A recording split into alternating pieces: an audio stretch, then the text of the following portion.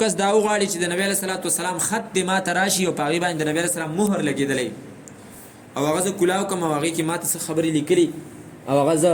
عملي کړم نو هغه دې دا درې آیتونه ولولي. دا درې آیتونه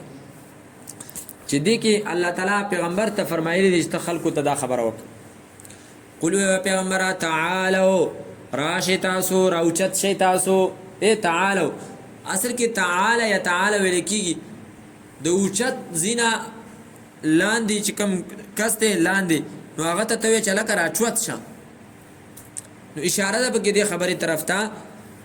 چې په دې احکاماتو باندې د عمل وکړو نو ته به څه شي د کندې نه به چوت شي بلندۍ ته به ورسېږي درجه به دې الله تعالی. قل تعالوا اتل ما حرم ربکم دوی په ځان باندې شیونه حرام کړي و الله تعالی فرمایي راشي کوم شیونه د باندې الله حرام کړي دي هغه ته بیان کما تاسو اسې د ځان نشینه حرام کړي حرام دا دی راش دا وینه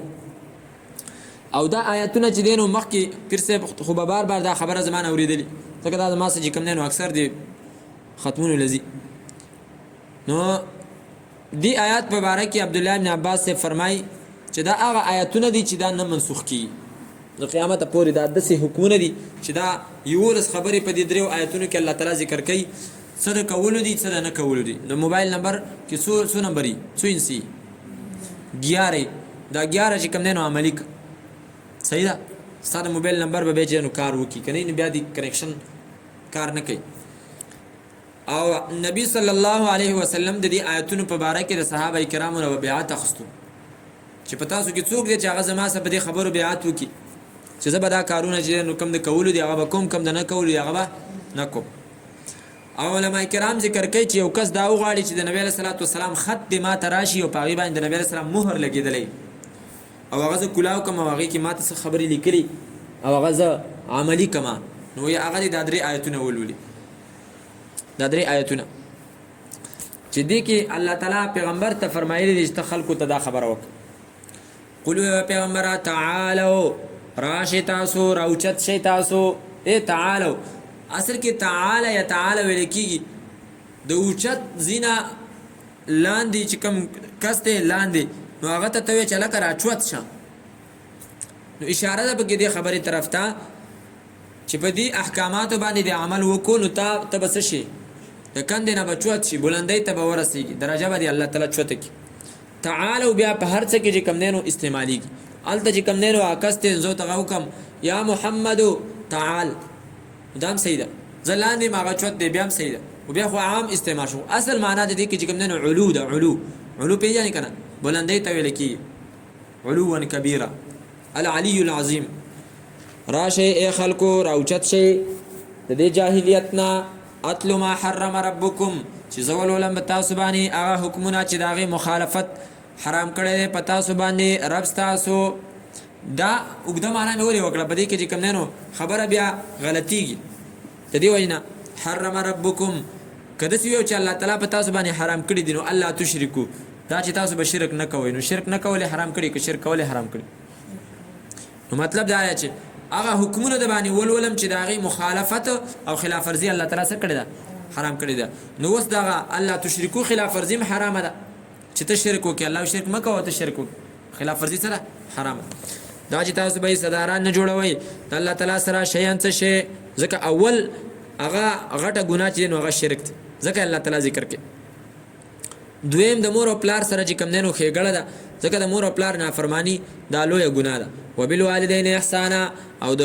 مور او پلار سره به ښېګړه کوئ د مور او پلار سره ښېګړه. اوس یو کس یو زوی داسې دی که نه چې هغه د مور او پلار مثال په طور باندې ډېر نظمین دی او د هغه د مور او پلار د هغه هره نخره چې کوم دی نو وړي د هغه نخرې دومره ډېرې چې نار خرې نه شي وړی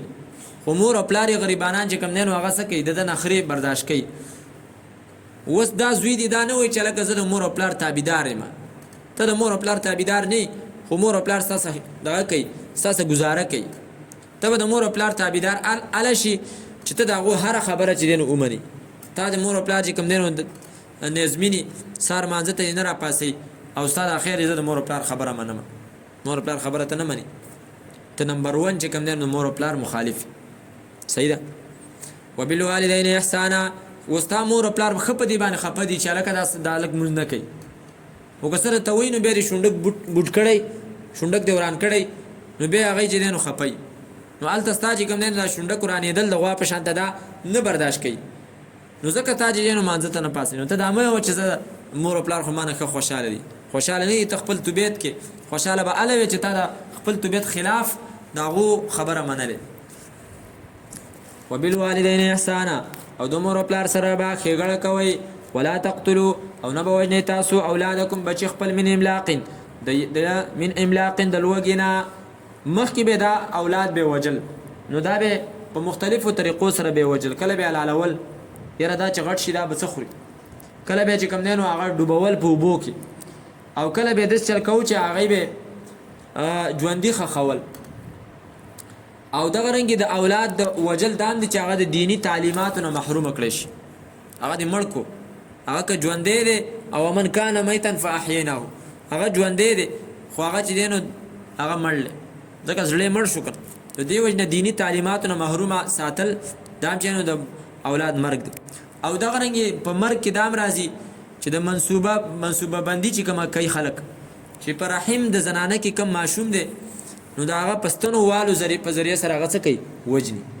دا هم د ماشومانو قتل دی او د دې وجې نه علما کرام ذکر کوي چې ماشوم چې کم دی نو د مور په خېټه کې د دې وجې نه وجل چې یاره یا حمل ضایع کول ساقط کول د دې وجې نه چې یاره دا غټ شي نو دا به څه خوري دا پیدا شي دا به څه خوري دا حرام دی که چېرته بله وجه مثال په طور باندې مور چې دی نو هغه څه ده انتهایي کمزورې ده قابل د ولادت نه ده که ماشوم پیدا کېږي نو هغه سره مري ځینې داسې زنانې که نه هغه مخامخه د یینې کمې راشي د هغې د وجې نه او هغه باندې بیماریان دي هغسې چې کوم دی نو یینه بیا د هغه زنانه نه جوړېږي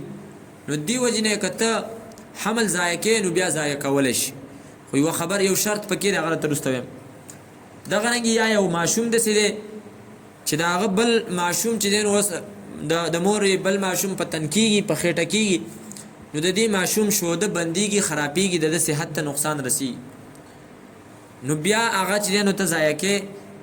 نو هغه جایز دي چې کم په خېټه کې خو د دې دپاره یو عمر دی ګوره د هغه عمر نه مخکې ضایع کولی شي او هغه عمر چې دی نو هغه 120 ورځې دي ځکه چې 4 میاشتو نه پس بیا په ماشوم کې ساه اچولی کېږي نو چې ساه پکې واچولی شي بیا یې ته په ستن باندې وجنې دا تا یو انسان قتل کو دا بیا ګناه ده حرام دي نو د دې وجه نه که په غلطه عقیده باندې چېرې دا به څه خوري په دې عقیده دې دغه کولو نو بیا که وړوکی دی که غټ دی بیا حرام دی بیا یې نشي وجلی او که چېرته په عقیده خو دې صحیح ده خو دغه نقص دی زنانه ته یا هغه بل ماشوم ته او ډاکټر وایي چې هلکه دا که دې ضایع نه کړو نو بیا داسې خطر نو بیا د هغې دپاره شرط دا دی چې 4 میاشتو نه مخکې بیا چې کوم دی نو ضایع کې صحیح ده که 4 میاشتې پوره شوي بیا هغه انسان شو بیا چې کوم دی نو هغه بیا نشي وجل ولا تقتلوا او نه به وجنئ تاسو اولادکم بچې خپل من املاق د یېرې نه د لوږې نه نحن نرزقکم الله تعالی فرمایي موږ رزق درکوو تاسو ته و ایاهم او هغو ته دا ته چې ماشوم راغلي دنیا ته ولې تاسو د هغه ځای نه چې کوم دی نو دا رزق راوړی و که نه تا خپل رزق د پلی سټور نه چې نو ډاونلوډ کړو دا ستا رزق هم چې نو الله تعالی تعالی درکوي نو هغه له به ورکوي ولا تقربوا الفواحش او من نږدې کېږئ بېحیایۍ ته ما هغه ظهر منها چې ښکاری د دې نه وما بطن او هغه چې پټوي بېحیایي چې ښکاره ده او که چې پټه ده د دواړو په باره کې الله تعالی فرمایي هغې ته مه نږدې کېږه بېحیایي ښکاره بېحیایي پټه هلکه طالبانو ستاسو دپاره غټه چې کوم دی نو ګناه دا ده غټه د طالب دپاره غټه ګناه سره کبیره ګناه چې هغې نه جمع لمونځ قضا شي یو بل د هغه دپاره چې کوم دی نو کبیره ګناه اوس دا د عامو خلکو په باره کې کبیره ګناه نه ده ګوره خو طالب مرتبه چوته ده که نه چې څونه مرتبه د طالب چوته وي هغومره د هغه وړه ګناه هم څه حسابېږي غټه ګناه د نبی علیه صلات وسلام د بیبیانو څه ګناه وه چې الله تعالی هغو ته فرمایي چې من یأتي منکن بفاحشة مبینة یضاعف لها العذاب ضعفین که تاسو کې چا بېحیایي وکړه نو الله تعالی فرمایي هغه له به ډبله سزا ورکړو ګناه یې څه وه او خو څه بیله خو څه ګناه نه وه کړې خو الله تعالی فرمایي چې تاسو په کوم مجلس کې اوسېږئ د پیغمبر په صحبت کې اوسېږئ دا ډېر بهترین مجلس دی بهترین صحبت دی په کار ده چې تاسو په تقوا کې اعلی مرتبې ته ورسېږئ او ته چې نو رالګي او دا ناروا کار کوي نو بیا وتا ته چې نو ډبل سزا نو دغه رنګ د طالب د پاره بیا چې کوم نو صغیره ګناه هم سره کبیره ګناه صغیره ګناه ولا کبیره ګناه چې ته خو نور خو پرېدا تا ته خو د حدیث پته راکنه من ترک الصلاه متعمدا فقد كفر چې چا د قصد موږ پرې خو نو هغه کافر شو تا ته دې پته نه تا ته خو دې پته نه او بیا هم ته موږ پرې دی نو ته کافر کیږي نه د حدیث د وینا مطابق ته لاړې کافر شو چې د قصد دې موږ پرې خو تا دا نه دی ویلي چې ان المنافقين يخادعون الله وهو خادعهم واذا قاموا الى الصلاه قاموا كسالى چې کله منافق سره مانځه ته ودرېږي نو هغه دا چې هغه بس پس ودرېږي ځنې پکې داسې مې چې هغه راپاسېږي او بس کمیس هم نه اغوندي صحیح ده په ګنډۍ کې چې کوم نظر ته راودس وکړي په ګنډۍ کې ودرېږي لمونځ کې منافق علامه چې دا نه نو بله به کمی چې ته په دې دغه کې ته بازار ته تللی شي په دې ګنډۍ کې ته بازار ته تللی شي چې ته د الله په مخ کې چې کوم دی نو په دې ګنډۍ کې ودرېږي شرمېږي نه واذا قاموا الى الصلاه نو تا ته دې پته ده تا دا ټولې خبرې ویلې دي ارايت الذي يكذب بالدين فذلك الذي يدع اليتيم ولا يحض على طعام المسكين فويل للمصلين الذين هم عن صلاتهم ساهون ته چې نو په چکر باندې وته د منظر سره غم نشته الله تعالی فرمای هلاکت دي د خلکو لپاره چې هغه د منظر نه سکی غفلت کوي په منځ کې غفلت نه کوي دا خبره نه منځ کې دا نه دی ویلي ځکه منځ کې خو امام صاحب نم غفلت کیږي صحیح ده کله کله سوچ بدل شي او خو د انسان په اختیار کې نه دی خامخا شیطان د طرف نه وسوسه راځي او با اختیار به نه کی دلته الله تعالی فرمای فويل للمصلين الذين هم عن صلاتهم چې ته ګرځي په پارکونو کې او سیبه ته چې کوم دی نو طالبي نو ستا او د نورو خلکو په منځ کې چې نو فرق څه شو تا د سورۃ مدثر دا آیت ویلې ده کنه که نورو خلکو نه ویلې تا خو ویلې ده چې الله تعالی فرمای چې دا جنتیان به جهنميانو ته ورخاره شي ته پوس به دی وکي ما سلککم فی سقر تاسو دې سقر ته څه شي بوتلې دې دوزخ ته څه شي دن نکړی نو هغه به سوې قالو لم نکو من المصلين منګه به مونږ نکو منګه به مونږ نکو نو طالب د پاره کبیره ګناه سره چې هغه د جمع مونږ پری دی نه د جمع مونږ پری دی د جمع مونږ دغه رنګه د طالب د پاره کبیره ګناه دا چې الله تعالی فرمایي ولا تقربوا الفواحش ما ظهر منها وما بطن چې کومه به حیاي دي هغه ښکارا دي که هغه پټي دي هغه ته بند نږدې کیږي هغه ته بند دا پارکونه ته چې دا خلک زی په دې کې ولې دا به حیاي نه دا دنیا مخلوق دی الله تعالی چاله چې کوم نه حسن ډیر ور کړی چاله لګ ور کړی هر قسمه خلق دی پارکونه ترازی پچا کې حیاي پچا کې نه د چا لباس به زما واست په شانته د حیا لباس صحیح ده او د چا لباس به هغه د به حیاي نو تعال تزي او الته به سیبه تګرځي د نور خلکو سره ستاو دغه په منځ کې څه فرق تعالی خو چې کم نه نو د دې غلي د مبشر د غوانه چې کله الاله کې خا وسنه چې کله الاله کې دغه لکې ته استل غواړي او تاسو چې نو تړل غواړي چې ته د ارسل ویلې دی او دا غینه باوجود ته چې نو داسې ګرځي چې به پیسې کې ته لاندې ځانګي کنه به به الله خون وکي ولا تقربوا الفواحش الله تعالی فرمای به حیات نږدې کېږم د سینې دی وی چې به حیا مکو دغه پارک ته مزه چې به حیات اور نږدې شوي کنه دغه یو زل تاج کم نه به حیا وکړه او سترګې غلط استعمال شي بس به رواني رواني به بس تا بریک اله لګي چې سم هغه جوړې کاندې ته دی ورګزار کی جوړه کاند خو پیژنې کنه ان المنافقین فی الدرک الاسفل من النار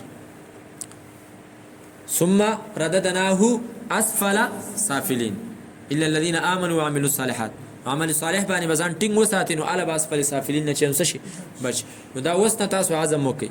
دا د اختر ورځې دي کنه پدې کې خلک پارکونو تزي دا پارکونو خبرې مې تبکیزه کوو چې دغه زین نزان وساتي ګور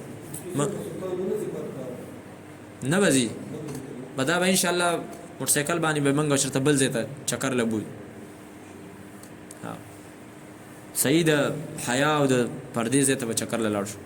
تاسو پیسې راجمه کې ان شاء الله د زیره بلاړ شو چې هغه به صحیح زی پیسې راجمه به وتا ته غزه در وخت خزي بب کې نه نور به ارسي پکې پاپړ بم پکې چپس بم پکې چې څه ته خوري ارسه بم پکې او پیسې وسره وړو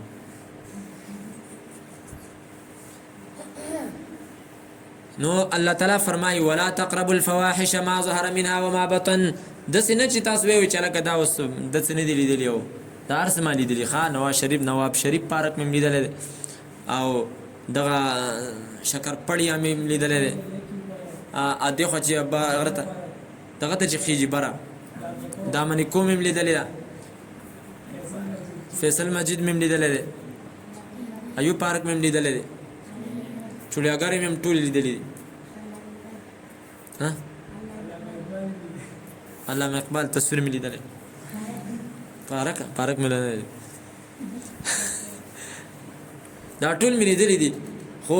په دغه پارک کې مې بیا عزم کړی دی چې انشاءالله بیا به نه راځم او د هغې وجه دا ما چې لکه زم ګرځم او دا نور خلک هم ګرځي نو دا څه فرق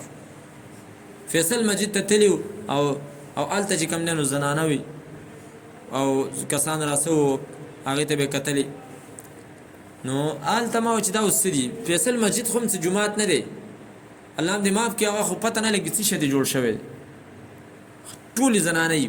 او دومره بې حیایي دومره بې حیایي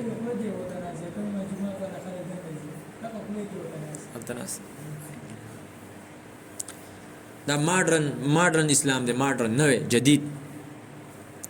ولا تقربوا الفواحش او منی ذکیږي تاسو به حیایتا ما ظهر منها وما بطن هلکه دې آیات باندې مسوک عمل کوي عمل وکاو صحیح ده ان شاء الله او نبی علیہ الصلوۃ والسلام په دې باندې صحابه کرامو نه بیعت اخستو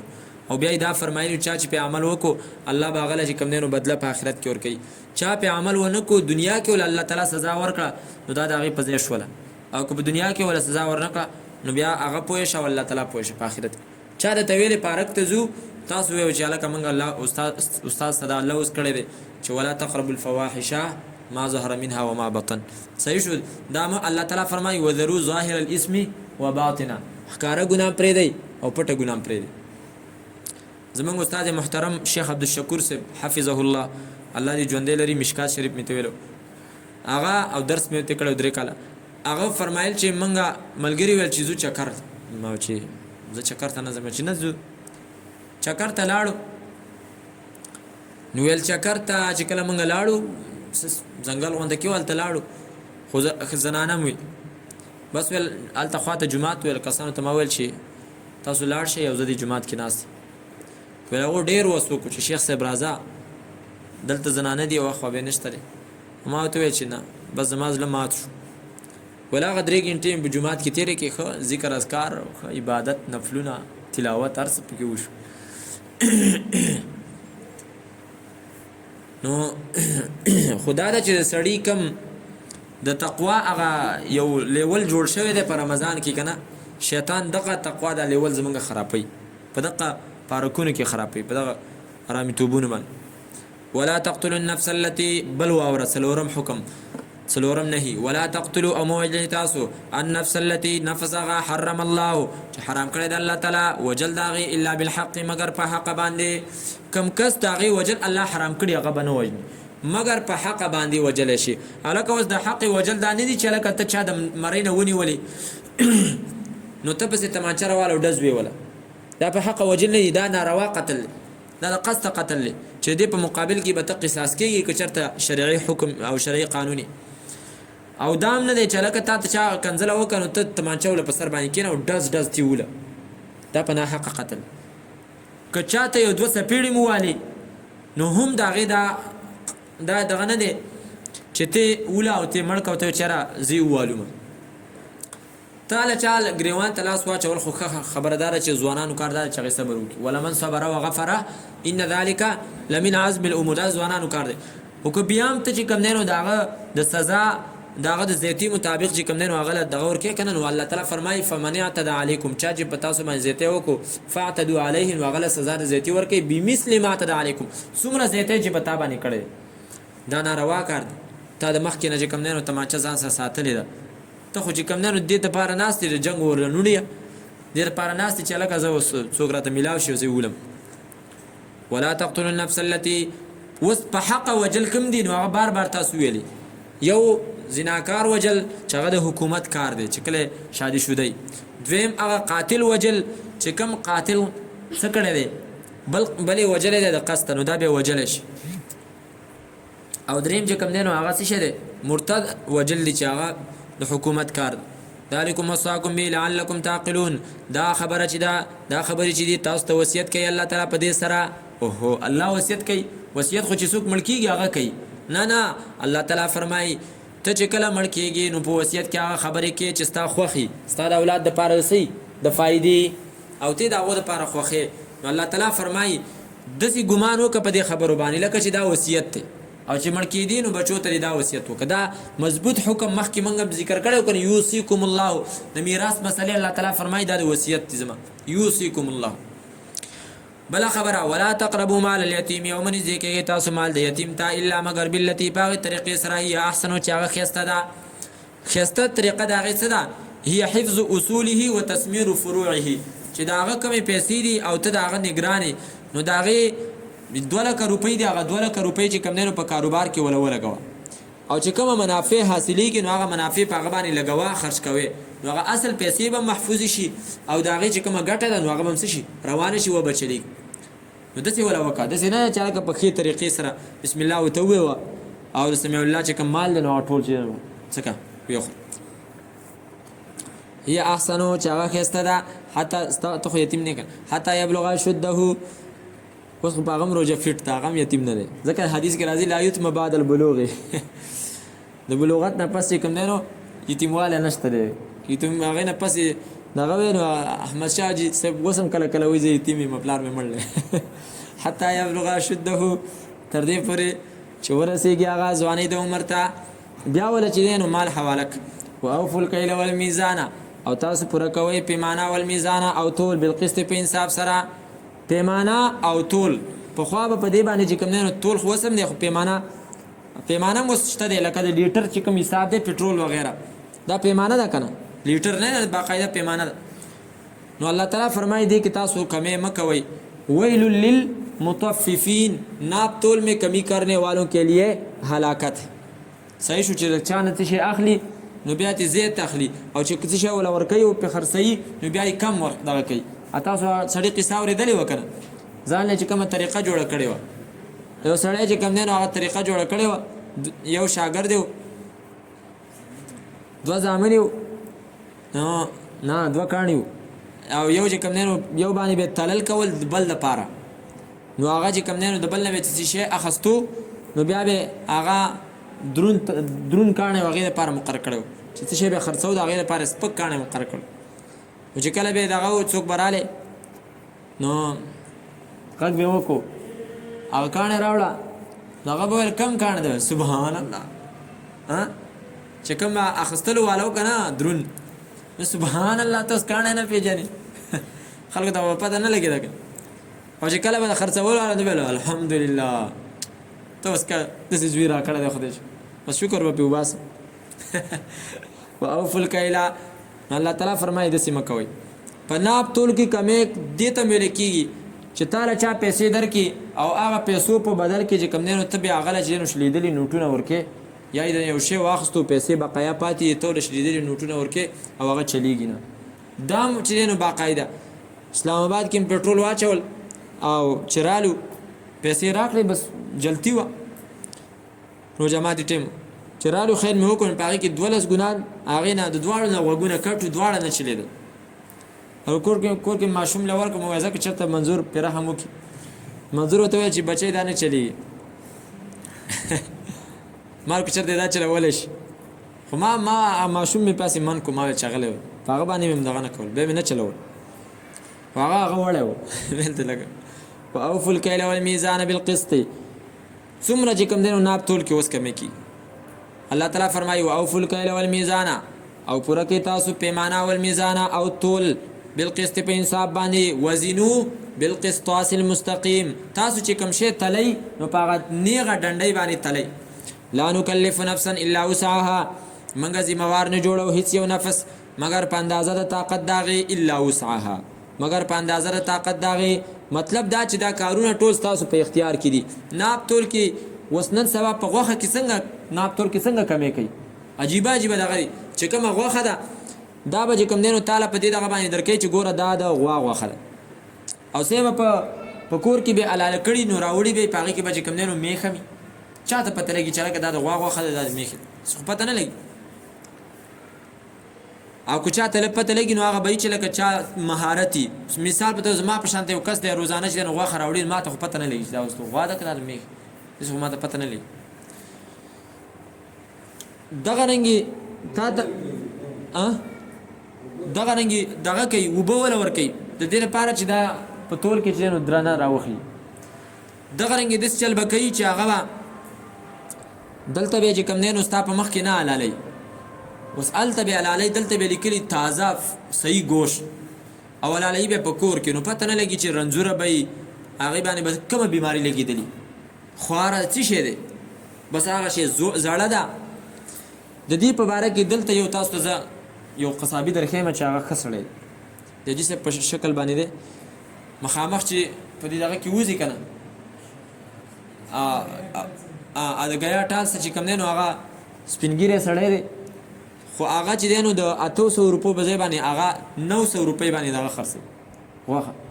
نو هغه نه ما تپوس وکړو ما ویل چې دا څه حساب دی هلته چې کوم دی نو ما تپوس وکړو هغه په 800 روپۍ باندې خرڅوي او ته په 900 روپۍ باندې ما ته ویلي ډېر اصولي سړی دی انتهایی د اصولو پابند سړی دی اخوا دې خو دا خو چې پته ولګېږي چې دا سړی اصولي دی که نه نو ډېر عزت دله کوي زه چې کله لاړ شم نو ډېر زیات خیال زما ساتي نو هغه ما ته ویل چې ما باندې غیبت مه کوه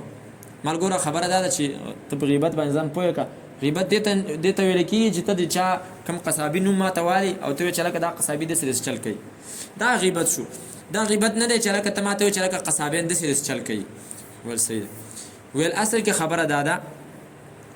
چې مخامخ څاروی ولاړ ما ته ویل دا څاروی دی که نه څنګه دی ما ویل صحیح دی دا څاروی ویل زه راولمه هر څاروی او دلته زه حلالومه په دې ځای کې حلالوم هلته ورته ولاړ وي دا اذان دا نور چې کوم دی وایي دی په کور کې حلال کي پته نه څه شی حلال کړ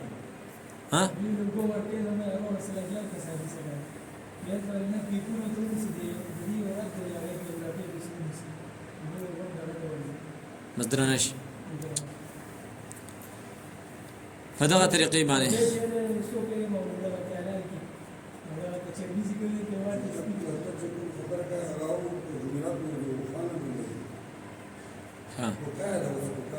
د چا همدغه سړی دلته کې جالې ټوپې په سري بلوچی دی زما په خیال بلوچ دی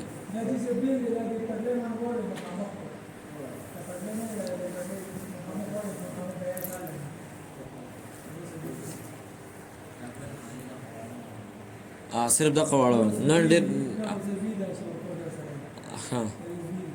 نن ډېر اصولي سړی دی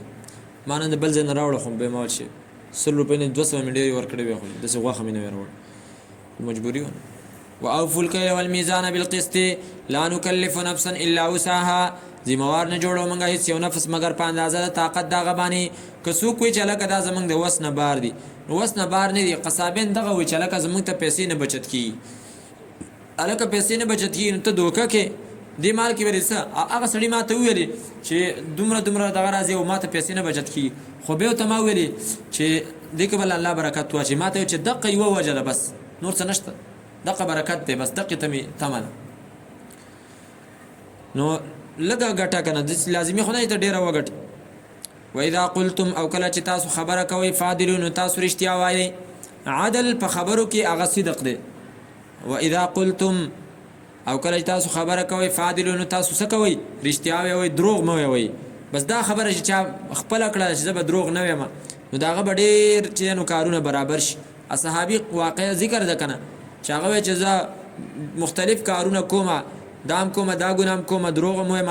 شراب هم څکمه او زنا هم رانه کېږي دا نبي علیه صلات وسلام ته عرض وکړو د الله پیغمبره یو خبر راته راوښې وه چې زه هغه به پرېږدم ټول نشم پرېښودی نبي علیه السلام ته وفرمایل دروغ مه وایو نو هغه چې کله دې ګناهونو ته به نږدې کېدو ذهن ته به راتلل چې که زه نبي علیه السلام خواله لاړ شم هغه ما تپوس وکړي چې دا کار دې کړی و نو دروغ ویلو نه خو مې توبه ایستلې ده نو بیا به چې کوم دی نو زه څنګه هغه ته وایم چې دا ګناه مې کړی ها لکه دلته پنجابی نہیں کرنا تو پوچھتے ہو کہ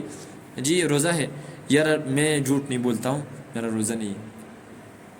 و دا جھوٹ دا ته د ګناه کاری په دې کې رښتیا وایي او هلته هغه روژه پرې خوستل چې کوم دي که نه دا د ګناه نه ښکاري دا هم غلطه خبره. نو مطلب دا چې دا دروغ دی پرېښودل او ستانه بیا څوک د تپوس والا و که نه. یو خو دا چې ته ستا که ته چاته ووایې چې هلکه ما دا ګناه کړې ده او تا ته پته ده چې ما ته څوک څه نه شي ویلی، نو بیا ستا د رښتیا ویلو څه فایده تا ته نه میلاوي. مثال په طور ستا استاد دی، هغه ستا نه تپوس کوي او ته هغه مخې ته رښتیا ویې، نو د هغه نه مخکې ته به دا سوچ کوې زه به هغه ته څنګه دا رښتیا ویم. او دا د اصلاح د پیر او د مرید په منځ کې چې کله پیر د خپل مرید اصلاح کوي، بنیادی خبره پکې دا ده چې مرید ته دا وایي چې ته به رښتیا وایې، ته به ما ته حالات صحیح لیکي چې زما نه دا ګناه وشوله هله به ستا اصلاح کېږي. چې ته بار چې کوم دی نو رامیتوبونه کوې دلته زما خوا راځي او ته ما ته دا وایې چې هلکه پیر صاحب ته چې کوم دی نو زما اصلاح وکړه، او بیا زه تا نه تپوس کوم ته ما ته وایې په کور کې چې کوم دی نو څه کړي دي، په کور کې چې نو تا جنګونه کړي دي، وراني دي کړي دي، غلاګانې دي کړي، او ته ما ته وایې چې پیر صاحب سهار راپاڅېدم او بیا په کور کې کېناستم 18 رکعته نفل مې وکړه، نو زه به ستا څنګه اصلاح وکړم؟ تا خو ما ته خپله غلطي پیش نه کړله، ته ما ته غلطي پیش کړم، زه به تا ته علاج ویم چې لکه دا چل وکړه دا چل وکړه، نو ستا ګناه به څه شي ختمه شي. نو چې ته دروغ وې او رښتیا نه وې او ته اصل مثلا مخ ته کښېنه، نو بیا خو اصلاح نه کېږي. واذا قلتم او کله چې تاسو خبرې کوئ فعدلوا نو رښتیا وایئ ولو کان ذا قربا، اگر چې دا د خپلوالۍ والا، نو ځان په باره کې او دغه رنګې د خپلوانو په باره کې هم رښتیا وایئ. وبعهد الله او په لوز د الله تعالی باندې اوفو پوروالی کوئ. ولې پوروالی کوئ؟ سورت بني اسرائیل کې الله تعالی فرمایي ان العهد کان مسئولا، یقینا د لوز په باره کې به تپوس کېږي. دا لوز تاسو وکړو ښه ولا تقربوا الفواحش ما ظهر منها وما بطن واوفوا وبعهد الله اوفوا. دا الله په لوز باندې څه وکړي؟ پوروالی وکړئ. یا ایها الذین آمنوا اوفوا بالعقود، خپل لوزونه چې دی نو پوره کوئ. ذالکم دا وصاکم به، وصیت کوي تاسو ته الله تعالی په دې سره لعلکم دیر پاره تاسو تذکرون نصیحت حاصل کوي. وان هذا صراطی مستقیما، دی کې الله تعالی ترغیب ورکوي قرآن کریم طرف ته چې هلکه صورت ختمیږي، خو هسې نه چې ته د اختر په تیارو باندې شي او تلاوتونه دنه هیر شي، تلاوتونه دنه څه شي هیر شي، نه تلاوت به کې قرآن کریم نه به خپل وخت ورکې صحیح ده او د هغې چوټي نه ده. اوس تاسو کې به څوک چې زما نه به د څو ورځو قرآن واورئ قرباني ورکړي، ته به ورکړې. ما څه کال قرآن وانه اورو، ارمان مې ده چې قرآن به د اخرنو ورځو کې واړو زه انشاءالله حياتي وموتي للقرآن إن شاء الله. وأن هذا صراطي مستقيما، أو يقينا دا قرآن كريم صراطي لارد زما مستقيما نيغا د دې تابعداري وکا فتبعوه، نو سیده بد الله خواته چې ورسیږي. ولی الله تعالی فرمایي دا زما نیغه لار ده. سورته هود راواړه قرآن کریم ته دلته الله تعالی څه ویله؟ خپل لار ورته ویله، او کومه لار ورته ویله؟ نیغه لار. او سورته هود کې 206 صفحه ده او آیات نمبر دی 56 د حضرت هود وینا الله تعالی ذکر کړی ده. سورته هود 12 سپاره کې ده صفحه 206 آیات نمبر 56.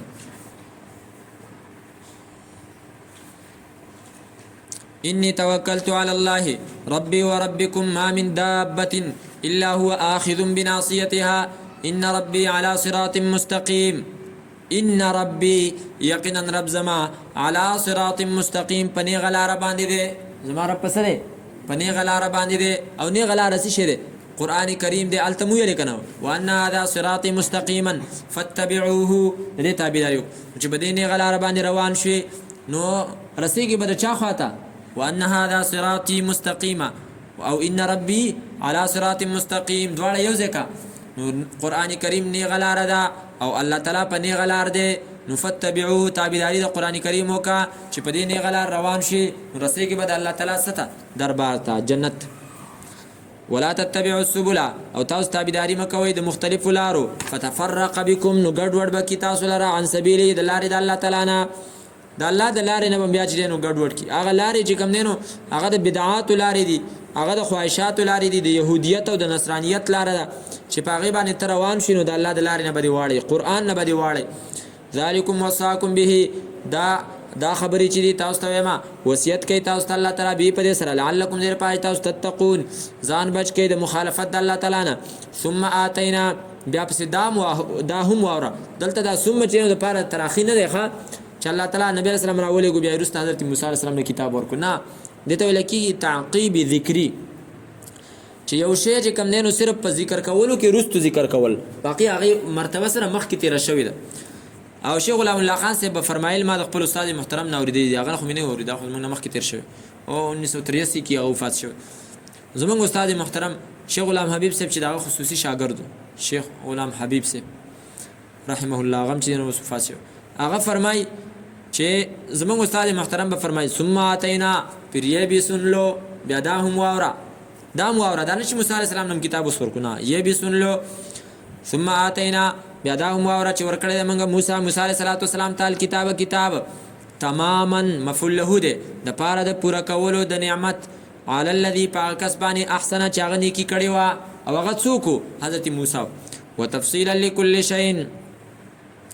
او تا قرآن کریم تفصیلو دا تورات تفصیلو وضاحتو د هر هغه شي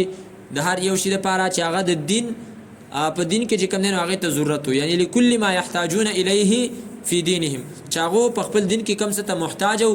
نو په هغې کې چې کوم دی نو هغه څه و د هغې تفصیل و ښه تفصیلا لکل شی نو تورات مقام چې کوم دی نو الله تعالی بیان کړی دی ګوره ښه وهدن او هدایت و رحمتا او رحمت لکه څنګه چې قرآن کریم څه شی و وهدن و بشرا للمسلمین هدن و رحمتا لعلهم د دې لپاره چې دی بلقاء ربهم په ملاقات در خپل باندې یؤمنون ایمان راوړي نو د تورات چې کوم دی نو بدي به اوس نه بیانوي خو د الله کتاب و د الله بنده ته د هغې بدي بیانوي داسې ویلی چې کوم تورات کې تحریف شوی دی نو هغه موږ نه منو باقي ایمان به پرې راوړي د الله کتاب دی الله په قرآن کریم کې دونه صفت کړی دی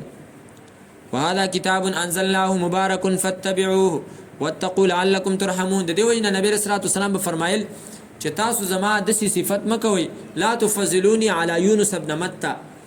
چې تاسو ما مه غوره کوئ په حضرت یونس باندې حالانکه حضرت یونس چې کوم دی نو هغه د هغه په باره کې چې کوم دی نو ذهن کې دا راځي لکه چې د هغه نه غلطي شوې ده مه یې خېټې ته تللی دی خو نبی علیه السلام وفرمایل داسې زما فضیلت مه بیانوئ چې څوک د هغې نه دا محسوسه کړي لکه چې حضرت یونس خو بیخي ډېر زیات ګناهګار و داسې فضیلت به تاسو زما نه بیانوئ دا مطلب نه و چې زه په حضرت یونس باندې غوره نه یم په حضرت یونس ته په ټول انبیاو باندې نبی علیه السلام غوره دی خو مطلب دا دی چې داسې انداز باندې تاسو زما دغه مه بیانوئ چې د مقابل کې حضرت یونس ته خلک سپک وګوري نو دغه رنګې د قرآن کریم او د ټولو کتابونو صفت به په خپل ځای باندې کې خو هسې نه چې څوک د الله کتاب تورات ته چې نو په سپکه وګوري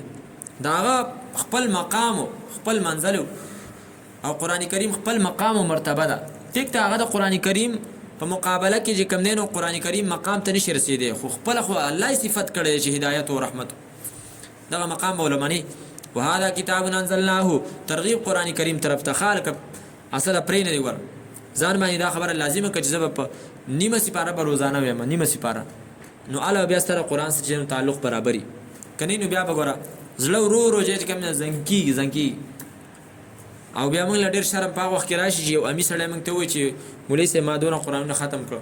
او موږ چې خپل حالت ته وګورو موږ قرآن کریم نه رالو صحیح ده زه چې کله د استاد نه رخصتېدم هغه وخت کې اخرنۍ خبرې وې د استاد هغه ویلې چې زه هغه کس ته پسخېږم چې هغه په دې دور کې د قرآن کریم یو سپاره تلاوت کړي صحیح ده دا ډېر لوی مقام دی صحیح ده وهذا کتاب انزلناه او دا قرآن کریم عظیم الشان کتاب دی انزلناه رالیږلی دی موږ دا مبارکون د خیر نه ډک دی معلم للخیر د خیر ښودونکی دی د خیر نه ډک دی او چې کوم کس لولي په هغه کې هم خیر او برکت وي څوک چې د غوږ دي په هغه کې هم خیر او برکت په کوم کور کې لوستلی کېږي په هغه کې خیر او برکت شیطانان ترې وځي فاتبعوه نو دې تابعداري وکړئ تاسو واتقو او ځان بچ کړئ تاسو د مخالفت د دې نه ځان بچ کړه د دې د خلاف ورزۍ نه صحیح ده د دې د مانځه حکم هم پوره کړه د دې د هر حکم چې کوم دی الذین هم فی صلاتهم خاشعون چې د مؤمنانو په باره کې دا ویلي دي چې مؤمنان بس په خپلو منځونو کې عاجزي کوي نو مانځه کې چې کوم دی نو هسې نه چې د خپل مخ نه دی د فوټبال ګراونډ جوړ کړی یا د کرکټ ګراونډ چې جوړ کړی لوبې پکې کې